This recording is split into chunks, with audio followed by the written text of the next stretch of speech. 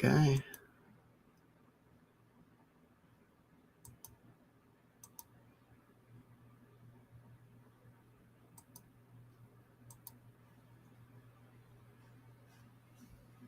Sorry, refreshing. Oh, wait. Am I live? So there was some difficulty. Spooky, am I live? Yo, StreamYard. If I'm live, I'm going to have some problems with StreamYard. Yo, Spooky, am I live? That's some. Yo. StreamYard, because here's the deal. So I hit start broadcast, and it's giving me some beef like I'm not live, and then all of a sudden I'm live. Yo, that's problematic. And why is that problematic? Because you got to know when you're live, right? Because when you're not exactly live is when you can get caught in those, like, not necessarily full on DSP dark side Phil moments, but you know what I mean? Like, you don't even want to be scratching your nose. You know what I mean? You know how it is. You're doing the Seinfeld side scratch, and someone's like, "Yo, he's straight up picking his nose." You know what I mean? You don't want to be in there like digging in your teeth and stuff. Damn. Do you know what I mean? Like, StreamYard, come on now. What am I calling it? Yo, folks, hot on the heels of love. I'm just gonna keep on hitting it until the cows come home, because I see, I'm checking out other solo RPG channels, and I kind of getting a feel for like how it goes. And I know how it goes because I've seen it, happen with other YouTube channels, in other contexts. It's easy to get like psyched up and excited. Golden Coin 100 on Twitch. Hey baby, how you doing? Good to see you. Um uh Yo, I'm like all like out of sorts now. So anyway, let me take a moment to get back, and especially because we're on a little bit of a tight crunch. So let me get centered here. Apologize for that when it gets started on a odd note. Um, it's easy to start off with enthusiasm, and you start off with your first couple of videos, and you're excited, and it takes a while to build up, and it takes a while, and especially if you're working, a niche community and audience where it's just there's not huge populaces to hit, to necessarily there's not necessarily a large audience to centered around, and a thing. And so if I'm working on a niche of a niche of a niche, we're working on trying to see if I can find other people that are interested in a particular system in a niche genre, solo RPG playing, which is a niche of tabletop role playing, which is a niche of, it's just, you know what I mean? Like, it might be a minute before we see any sort of traction. But look, hey, I'm getting comments from other people that obviously play the system. So, look, if I get a core audience of 10 people that are into this system, then I'll be servicing 10 people that I know will not be having been serviced by at least, I can tell you, at least 5 other, content creators that at one point were touching this material that just don't on a regular basis touch this material at a given time. We're either committed to doing a quick playthrough, they played through one scenario, they played through one campaign, and that was enough for them, and they moved on, or they just did 1 or 2 videos, they didn't get any traction, they didn't get views, or their just life went in a different direction, and they just moved on. So what I'm going to do is just do my best to just keep on, doing what I'm interested in, which is currently, covering the system, and we'll see. I mean, and if at the end result is there is X number of additional videos about this system for future people like me who come along and are interested in this system, they'll have X number of additional videos about this system to enjoy, right? If prior to me showing up on the scene, there was X number of videos about Microchapbook RPG and Micro RPG, because technically, in the eyes of the creator of the system, Microchapbook RPG refers only to the fantasy setting. And in Noah Patterson, the creator's estimation, I guess the system itself is called Micro RPG. I covered this in yesterday's broadcast, kind of podcast, livecast, whatever you want to call it, that I think that they're going to run into problems because there's at least 2 other people on YouTube and in the world, using the term micro RPG prominently to promote literally the same product, the same type of product, a solo RPG material. One of them is quite prominent and is, I think may have placed on the New York Times bestseller list at some point. I don't know. I have to look into that. But, they were covered. Their book was covered by Geek Gamers as well. The problem being is that then we get into issues of whether or not in the future, if these things are successful, will there be copyright issues? We also talked about the issue of the term micro RPG is also used by a very successful iOS and Android, little cutesy kind of Farmville kind of looking app game, RPG game that's like apparently at some point was like Mondo successful.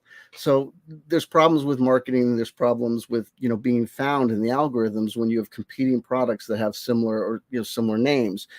Therefore, I think using the term Microchapbook RPG for all the systems, whether or not it be the fantasy setting, some of the futuristic settings, the sci-fi settings, the Neon Road post-apocalyptic settings, I think makes sense, even though that it might not necessarily jive with how the author, Noah Patterson's, organizes this material in their own head or in their own, worldview.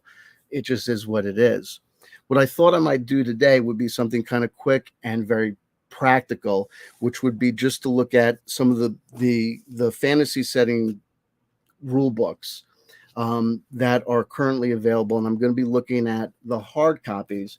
I'm a hard copy guy. A lot of this material is absorbed, obviously, by people online in the form of printout PDFs. That is a very popular way for people to get a hold of this material, and it's I think, very cost effective. When these materials first came out, they were literally just available on PDF. Here's Castle of the Dead. This is one of the most popular versions of the first iteration of the game. It's literally 3 pieces of paper, and the reason that it was called, Microchapbook RPG was the intention was that you would take these. Here's just the extra page. You would take these, like I think you would cut out the character sheet. You would take these, fold them up. And I think there was also, this is like these are the low ink versions, but the regular versions have like a cover page. So you would like fold them, staple them, and that was your little booklet. That was your little RPG game. And, that was enough. And so, a lot of people, just got involved in that way to absorb it through places like Drive-Thru RPG, which is a very popular website to get these, print on demand role-playing game products. I'm a hard copy guy. I don't like to look at a screen. I like, books. And so what I'm going to do is I'm going to look at the Microchapbook. This is the fantasy setting. The current rule books. These are 3 rule books that are basically, it can be considered the current rule books that are available. This is like the first, second, and third iteration of the basic rule books. I don't have the advanced character creation guide because that's kind of like a horse of a different color. But I thought I might look at this stuff with you, not to do a full review, but just to kind of basically show you kind of what's out there, because this is one of like the things is like all of this stuff remains in print. And all of these rules, it's not like Dungeons and Dragons where like when 5th edition comes out, you can expect that the 4th edition rule book will have gone out of print, and the 1st edition and 2nd editions will have gone long out of print, and we can, whatever. These are all currently still in print. And if you go to Amazon, they're all in print, and there's nothing that really kind of clearly indicates, especially for a newbie, necessarily what comes first, middle, and last. And so you're going to encounter things and you might say, oh, geez. And so the purpose of this video might be to help people to maybe not necessarily make a consumer error or a consumer decision that they might regret. I have put down the prices that are currently listed on Amazon for these things, so you'll know. And there's one thing that I'll warn you about: unless you're a collector, you might end up making a financial a purchase that you'll regret. Now, look, the highest item that we're going to look at here is the basic edition rulebook. I have the hard copy here. For whatever reason, it may be that the hard copy is currently not available, because the only listing I found on Amazon was for the soft cover, which is $12.99. $12.99. Okay, so we're not talking about, real expensive products here. Well, I guess that's relative, but so it's like if you made a consumer error, like the thing that I'm going to warn you about is, spoiler alert, if you made a purchase that you might end up regretting, it would be a $6 purchase, because technically if you bought this, you could have gotten the same thing in this book for $1 more with much more. But we'll get there. We'll get there when we get to that book. But we'll, and like I said, it is what it is. And the purpose of this video is just a short, informational video to just, provide some little, basic education, but also just to highlight also just another interesting note, which is how fast this system moves. I made the reference to, editions of Dungeons and Dragons and the Dungeons and Dragons editions.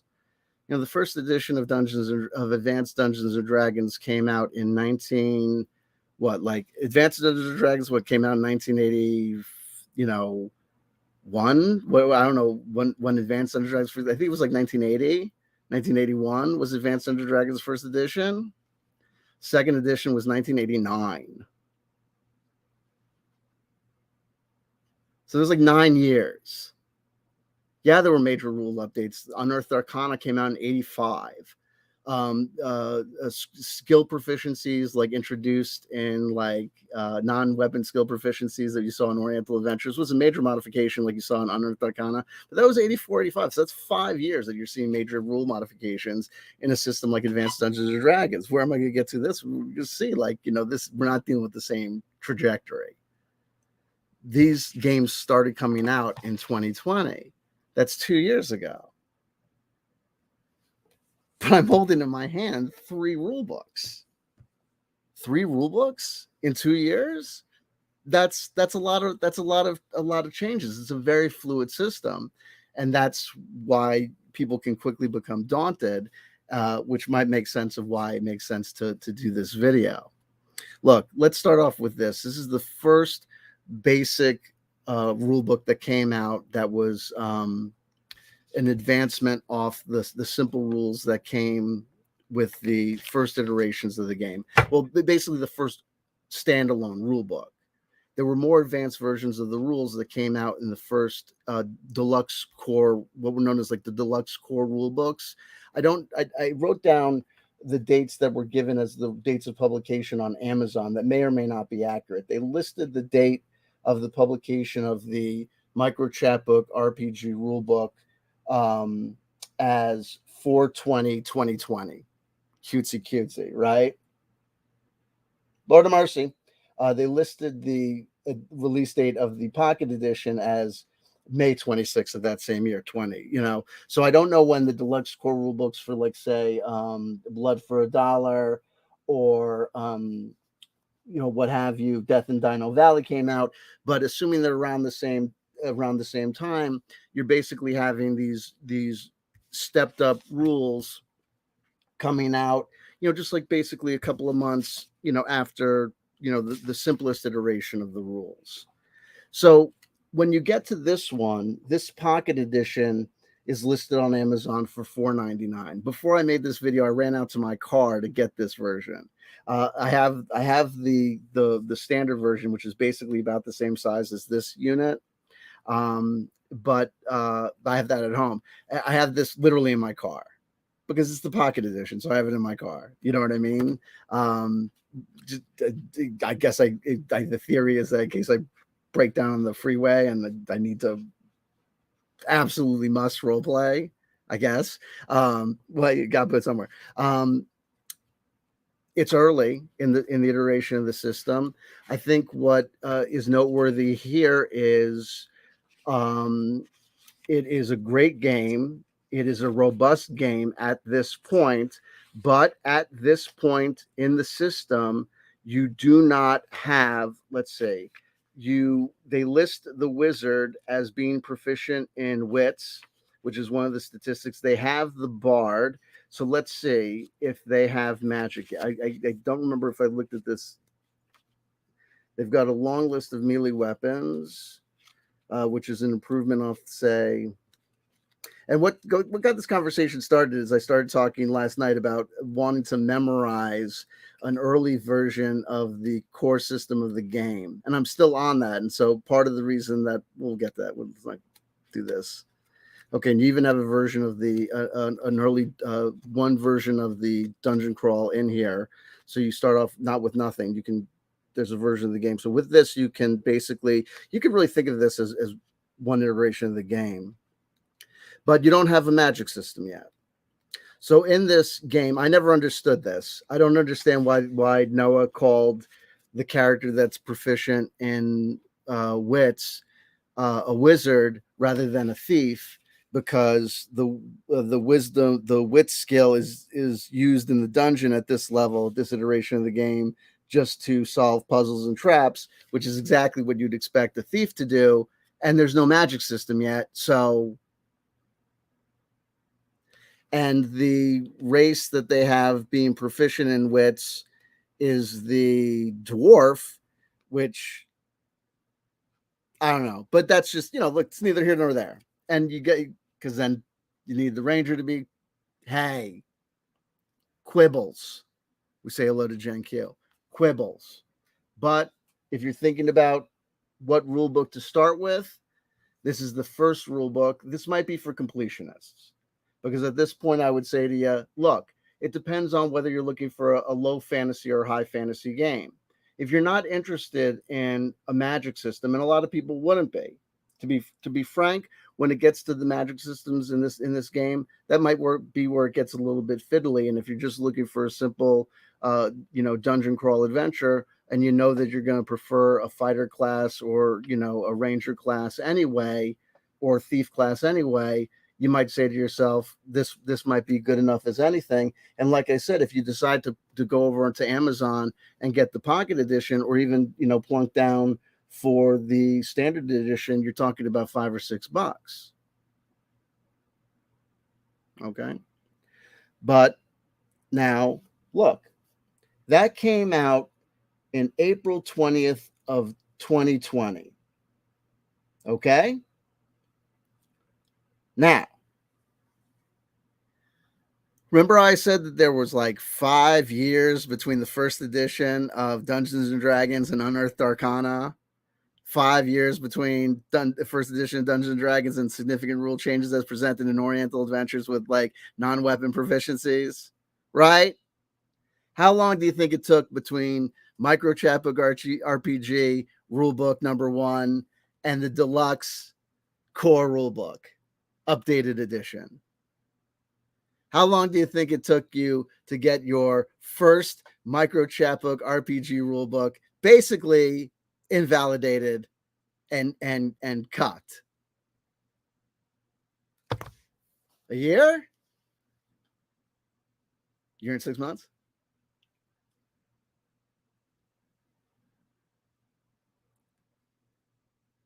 Seven months.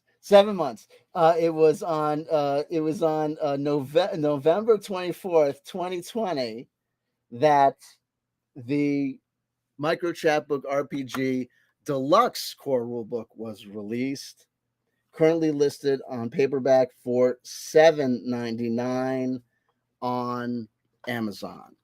With this one, you get basically everything you get in the first thing. Now, here's the deal. You have the Microchapbook Rulebook Deluxe Edition still available. That has everything that's in here. Plus, now you have additional rules, including full magic system for the wizard and the bard. Full magic system for the wizard and the bard. And in addition to that, remember how this system had one playable dungeon scenario in the background? This has 5.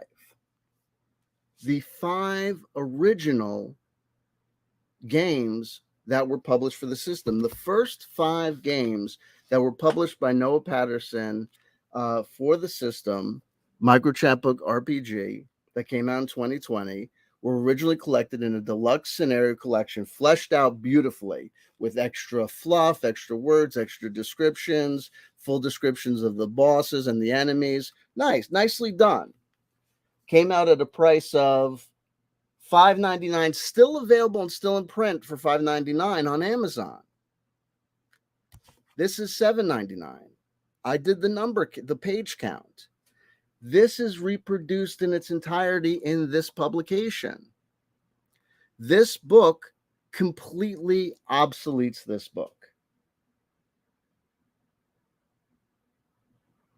If you spent $5.99 on Amazon for this purchase, you might say to yourself, gee, I wish I had known that for an additional $2, I would have gotten a full, complete rule book with the magic system.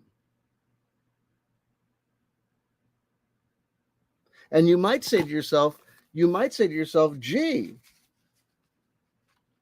it sets me up for a fall. It sets me up to make a bad choice as a consumer. When I'm presented with two choices, if I go to Amazon, if I've online and I've heard about this great role-playing game system called Microchapbook RPG, and I want to know about Microchapbook RPG, and there's some information out there, but there's not tons. And you go and you do a search on Amazon and you want to make a selection and you look for rule books, you're going to come up with multiple hits. Now, I'm not the kind of guy that's ever going to suggest that something should be taken out of print or made unavailable.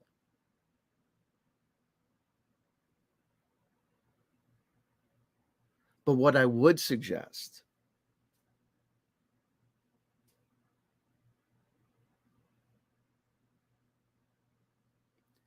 is that you might want to take some care and consideration in distinguishing or making sure that you put some extra language there that lets people know, by the way, you should know that this material is available in full in this other rule book.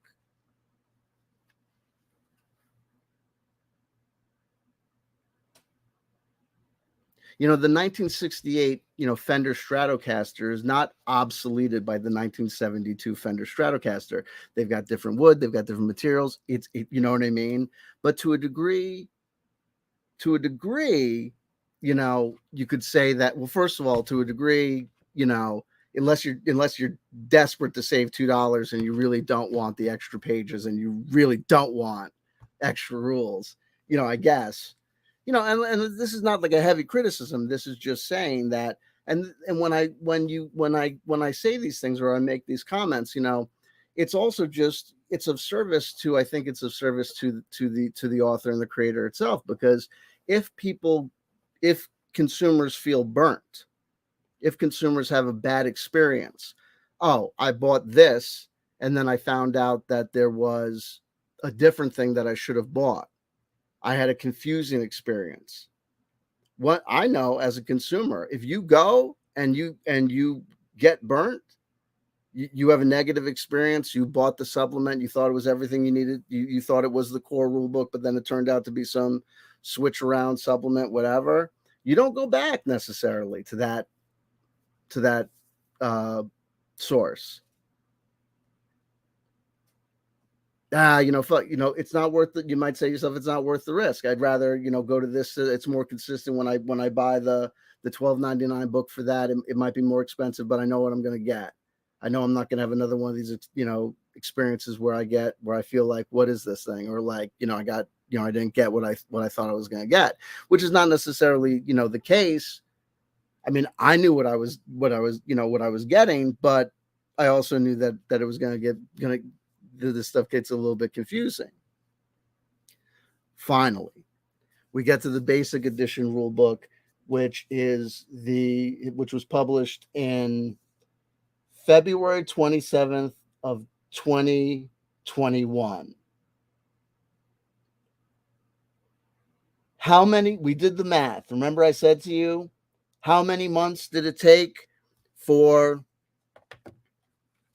this rule book to be obsoleted by this one? And we came up with 7 months. That's how fast it is. And it's not like, I don't think that this is like, that the author is trying to, this is just how fast this material is moving, right? It's almost like a perfect, like, like if the Dungeons and Dragons book is $60, then this is like costs like 1/6. So it's like moving at like 1/6, like at like 6 times the speed almost. It's like almost like perfectly mathematically like in sync. 3 months. This book came out in February 27th of 2021. After this book had only come out in November 24th of 2020.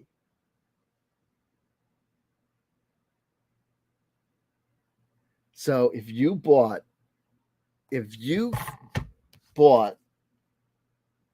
the Microchapbook RPG rulebook when it was hot off the presses in April of 2020, and you followed the career of Noah Patterson, you would have known that 7 months later, you were being told that there was an updated version of the rulebook with magic characters.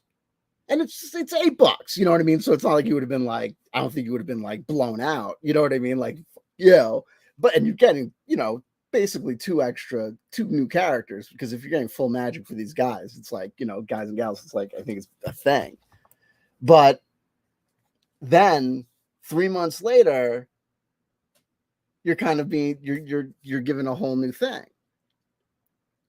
Now, this is a great book. And I will say this for this $12.99 book.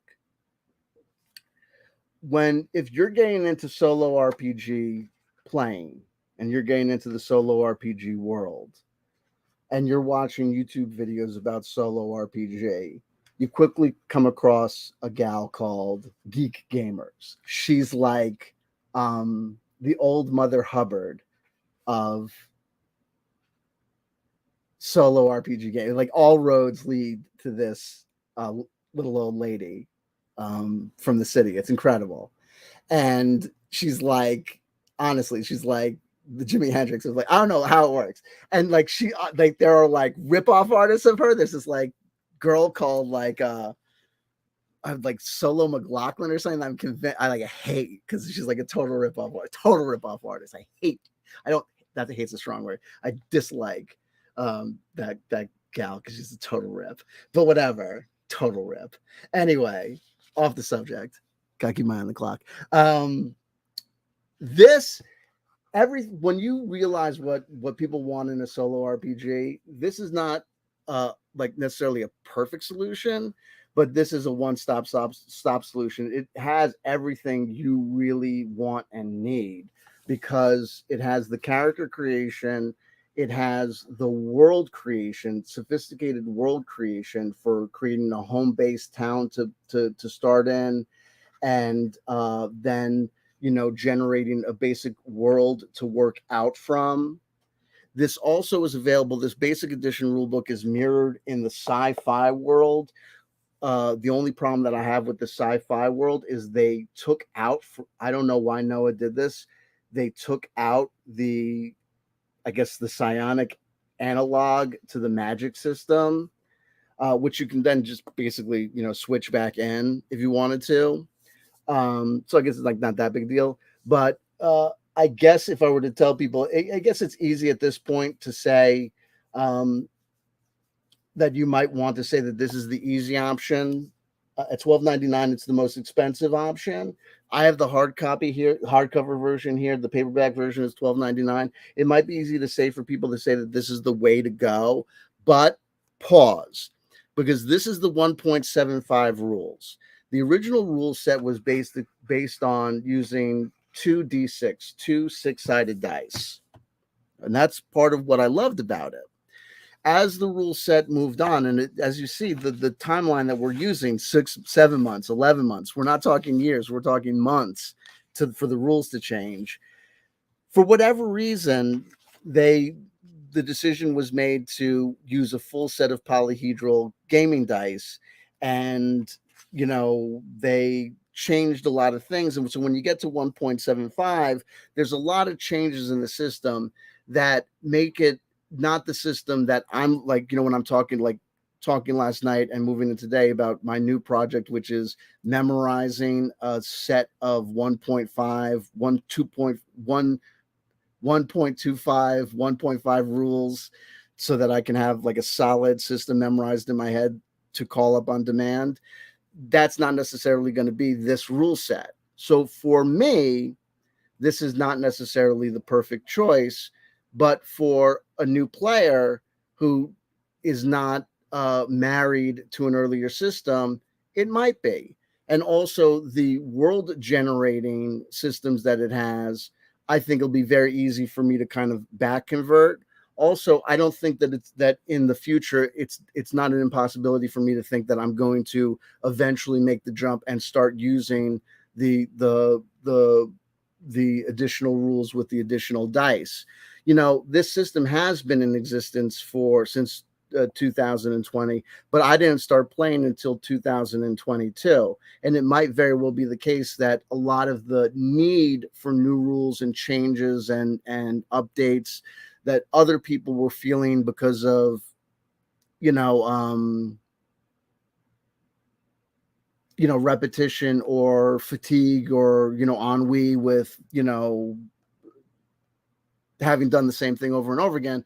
I'm just not there yet. I'm just not, bored enough with stuff. So it's there. But like I said, you get a lot more, obviously, by the time you get there. I think that as Noah moves forward and had more experience and the community gave him more feedback as to the rules, I think things improve. Do I think that the first iteration of the rules are bad? No. These are the rules that I'm planning to commit to memory because I think they're so good. These are the rules that people fell in love with. Okay? These are the rules that people fell in love with.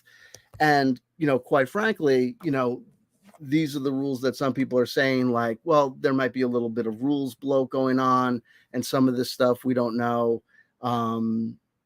If it necessarily adds, if it's as good, when it's like New Coke, we've talked about that. Like, sometimes when a creative person has a success, the temptation is the world looks to them and says, do it again, do it again, do it again. And the fact of the matter is that when you look at a guy like Stephen Hawking, or when you look at a guy like Einstein, when you look at a guy like Thomas Alva Edison, like when it comes to a guy like Edison, they say things like, Thomas Alva Edison made over 650 inventions. He may have, you remember the light bulb and the record and like the wax cylinder, right? And maybe like one or two others.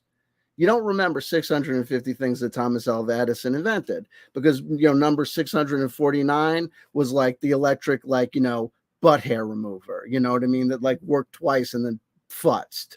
You know what I mean? Like, believe you me, 92-year-old Alva Edison was walking around going, I did it. It's the greatest tie. It's a tie, but it's also scissors. Yay, Thomas, you did it again. Okay, it's time for... Okay, Mr. Edison, here you go. I did it again. I invented a chair. It's a chair. Okay, you know what I mean? Like, believe you me, everyone, look at L. Ron Hubbard. You know what I mean? Like, you have a success and then you want to add more. But, hey, you know what I mean? It's like the Ramones' first record. Everyone remembers like 99.9% of the Ramones' first record, right? And then most people, there's like on other Ramones records, there's usually like maybe like one or two good songs. But the funny thing is, if you look at most greatest hits of the Ramones records collections, the first Ramones record is reproduced in its entirety on every single greatest hits of the Ramones ever. That's a fact. Did you know that? You don't believe me? Try it out. Go look up online for any greatest hits of the Ramones and compare the track listing to the first Ramones record. The first Ramones record is reproduced in its entirety, not necessarily in running order, but every song on the first Ramones record appears on every greatest hits of the Ramones ever since. Why? Because it's their greatest record of all time, and the first fucking record, and it came out in 1975. And since 1975 until the time when they had released their last record in like 1992, 5, they kept on trying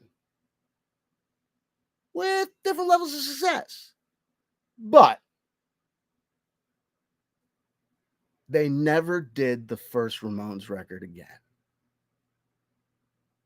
They had Rock and Roll High School. Rock and Roll High School was a hell of a jam.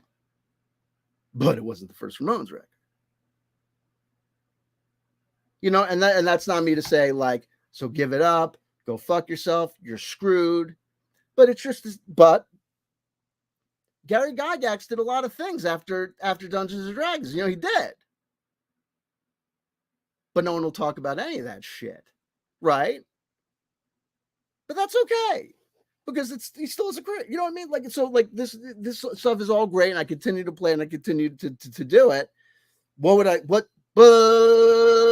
Bottom line, buy them all if you can afford it. Buy the pocket edition of this one, keep it in the car, keep it in your backpack. Quick, simple, easy rules, low fantasy, no magic, but who cares? This is the deluxe edition. It has all the wizardry and wonder that you would want. Okay. Plus, it keeps the simple system with the 2d6. Plus, the system at this point is advanced enough. Okay. Plus, you get all the 5 original adventures. Okay. So that's fantastic. And that's only at a cost of $7.99. Okay. You probably want to avoid this thing unless you're a completist, because it's $5.99, but for $2 more, you get the full complete rules at 1.5 rules with the wizard and the bard and all that magic stuff. That's great. What I would do is I would then take that stuff and I would add this stuff for the world building. That's what I would do. If you just want a one-stop shop and you want the most advanced bang for your buck, you go with this. Probably, maybe. My honest opinion?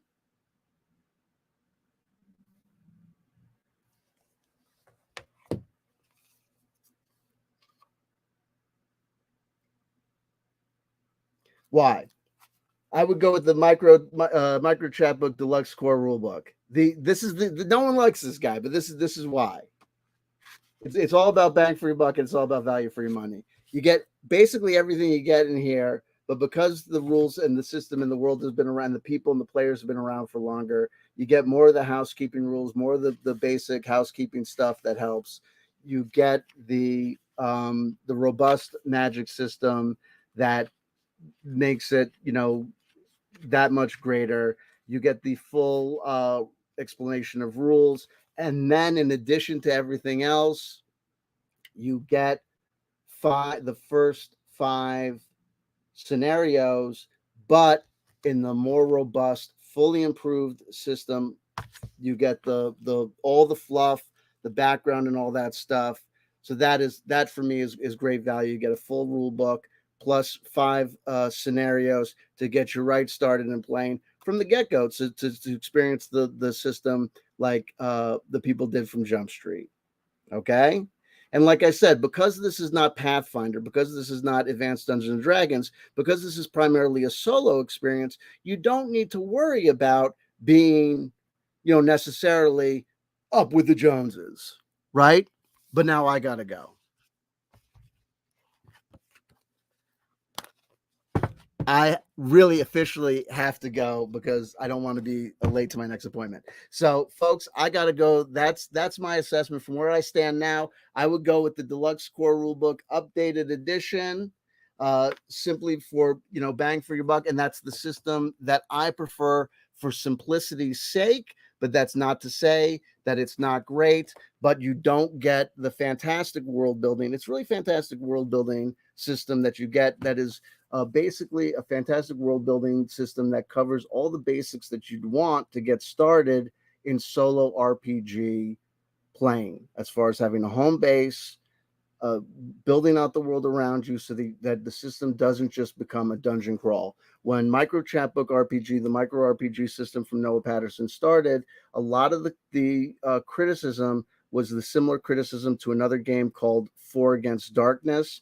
And what it basically boils down to is the critique is it's not really a solo role-playing game, it's a solo dungeon crawl. All you're doing is a dungeon crawl. It's just a dungeon crawl. It's not a role-playing game.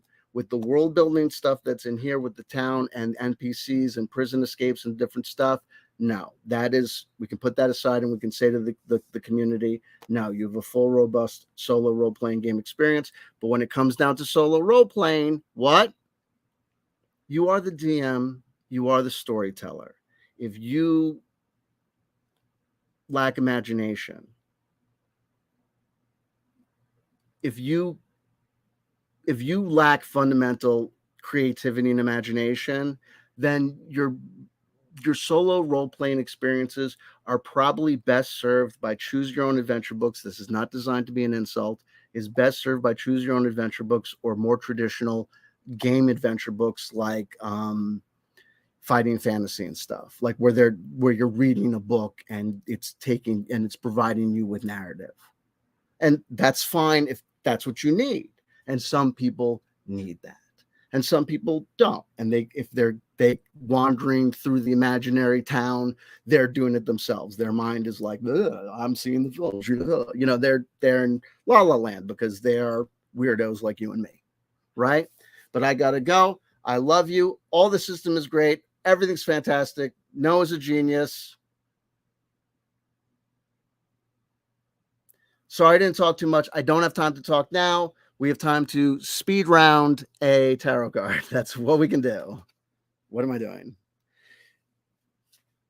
Osho Zen Tarot, not forgetting that Osho is Bhagwan Sri Rajneesh. We do not deny that he is a cult leader. I am not a follower. We just use this tarot deck because it is here, and we use it in honor of Christina Weston Chandler as we sit in we sit in waiting for Barbara to be released. I'm waiting for a public statement. I'm kidding. Card for today's stream. 9 of water, which in this which is the equivalent of 9 of cups. And the Osho Zen Tarot is unique. Its take on different cups, different cards is unique. And here they call the 9 of cups laziness. 9, it's the ultimate suit. It's the energy's ultimate suit before hitting the ground. Before birth, the child before birth, like before the 9 months is up, the child is there in the womb. The child is there in its perfection before its encounter with the world. So this is like the energy of the suit of cups before it has to encounter the world. This is like the emotional state before it has encountered any hit of ego wound or disappointment or anything. And that is a beautiful, blissful state. But be careful, because we are not children in the womb. We are in the world now. So be wary of womb-like scenarios and be wary of womb-like situations. Be wary when you find yourself tightly wound in the fetal position, whether out of fear or just delicious satisfaction, because it's not always the right time. And it's not always appropriate. There are always things going on. So you're not a house cat. So be wary if you look in the mirror and find yourself cutting that pose for too often and too long. Okay. I would love to indulge the question, Spooky, but I have got to get out the door. I am gone. I am a dot on the horizon. I love you. Bye. I love you. Peace. I love you. I love you. I love you. Shadow Zone Productions, the card is speaking to me today. Beautiful, beautiful, beautiful. And I love you and I see you. Shadow Zone, Sammy, John, Jonaside, Spooky, Andrew. I love it. I'll come back. I love you guys. Phaedrus Live. How much experience with the advanced books? I'm curious about them, but the cost of the print is pretty serious. Not much experience with the advanced books yet. I'll come back to you. We'll come back to them. Jen Q, we saw you. Love you. Brandon. Brando. There you go. Whores Lover Fat. There you go. Allegedly. Golden Coin 100. I was going to say Juicy J. Okay, beautiful. Got everyone. Love you. Gotta run. Gotta go. Love you. Bye.